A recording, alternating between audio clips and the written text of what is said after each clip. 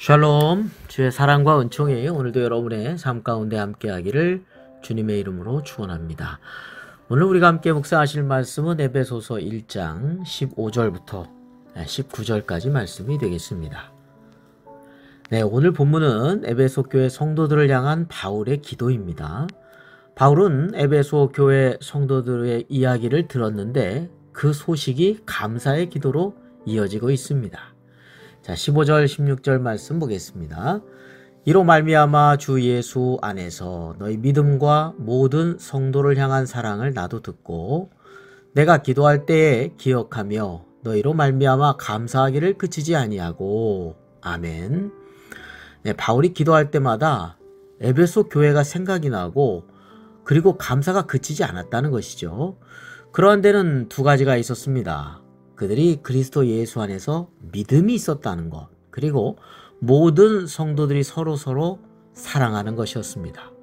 성도들이 하나님에 대한 믿음을 가지고 또 성도들 간에 또 서로 사랑하는 아름다운 믿음과 사랑의 공동체였기에 바울은 에베소 교회를 늘 기억하고 또 기도할 때마다 감사가 그칠 줄 몰랐다는 것입니다. 오늘 우리도 하나님에 대한 믿음, 또 성도 간에 서로 사랑하는 그러한 신앙생활이 되어야 하겠습니다. 자, 이어서 사도 바울이 에베소 교회를 향해서 중보 기도를 하는데 그 기도 제목 4가지가 나옵니다. 자, 첫 번째는 17절에 나오죠. 우리 주 예수 그리스도의 하나님 영광의 아버지께서 지혜와 계시의 영을 너희에게 주사 하나님을 알게 하시고. 하나님을 아는 것이 첫 번째 기도 제목으로 나오고 있습니다. 자녀가 부모님의 뜻을 알면 효도합니다. 우리가 하나님 아버지의 사랑을 알면 신앙생활 잘하는 것이죠. 하나님을 알면 알수록 신앙생활이 성장하고 깊어집니다. 그래서 호세아 선지자는 하나님을 몰라서 딴 길로 가고 있는 이스라엘 백성들을 향해서 외쳤습니다. 그러므로 우리가 여호와를 알자, 힘써 여호와를 알자, 이렇게 외쳤던 것입니다. 이를 위해서 사도 바울은 에베소 교회 성도들이 하나님께서 그들에게 지혜와 계시의 영을 주시기를 간구하였던 것이죠. 오늘도 하나님을 알아가는 이런 믿음의 성장을 위해서 기도하고 또한 중보 기도해야 하겠습니다. 자, 두 번째와 세 번째 기도는 18절에 나오죠. 18절 말씀을 함께 보겠습니다. 너희 마음의 눈을 밝히사 그의 부르심의 소망이 무엇이며 성도 안에서 그 기업의 영광의 풍성함이 무엇이며. 두 번째 기도는 부르심의 소망이 무엇인지 알게 해달라는 기도고, 세 번째 기도는 성도들 안에서 하나님께서 주신 그 기업의 영광의 그 풍성함이 무엇인지를 알게 해달라는 간구입니다. 자, 부르심의 소망이라는 것은 왜 우리를 하나님의 자녀로 하나님이 부르셨는가를 아는 것입니다. 앞으로 어떤 소망이 있기에 우리를 하나님의 자녀로 부르셨는지를 알게 해달라는 것이죠. 하나님께서 왜 우리를 부르셨을까요? 이것을 알도록 바울이 기도했다는 것입니다. 또한 하나님을 믿는 사람에게 주신 그 영광의 풍성한 기업, 이 영적인 기업, 영광스러운 기업, 이 풍성한 기업을 알게 해달라고 기도하였습니다. 그리스도를 믿음과 함께 얻게 되는 이 하나님의 그 풍성한 영광의 기업을 알아가도록 해주세요 라고 기도한 것이죠.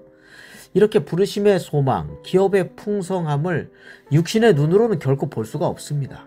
그래서 사도 바울은 너희 마음의 눈을 밝히사 라고 말씀하고 있습니다. 그렇습니다. 우리에게는 마음의 눈이 있습니다. 그 마음의 눈이 밝아야 부르심의 소망과 기업의 풍성함을 보고 알 수가 있다는 것이죠. 그러면 영적인 삶을 얻게 됩니다. 믿음의 길을 가게 되고 하나님과 더 가까이 교제하게 됩니다. 주님의 풍성한 은혜를 바라보면서 하나님께서 우리를 향하신 그 계획과 소망을 알 수가 있다는 것이죠. 민수기 14장에 보면은 가나안을 정탐한 12명의 정탐꾼들이 보고한 다음에 10명의 부정적인 반응이 있었고 2명, 여호수아와 갈렙이죠. 이 여호수아와 갈렙, 에브라임 지파의 대표였던 여호수아, 유다 지파의 대표였던 갈렙, 이들은 마음의 눈이 확 열린 거예요.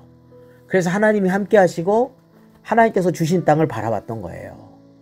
그리고 그들은 정말로 약속의 땅 가나안을 얻게 되는 축복을 받게 되었습니다.